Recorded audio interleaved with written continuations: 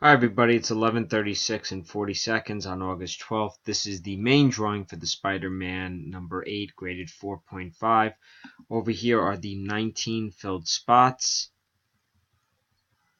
Chris Hibbs came in first place in the mini, so he got the first 5 available spots in the main. And Mike Vizzini came in second, so he got the final 2 available spots in the main. So let's roll our 3 dice. Wow, I have never seen that in my life. That's pretty cool. The number is only 3.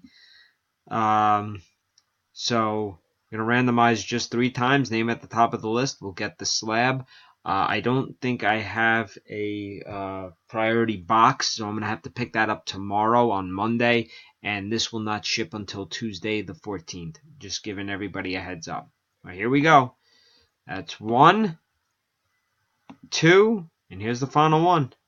3, spot 13, John Gray. Congratulations.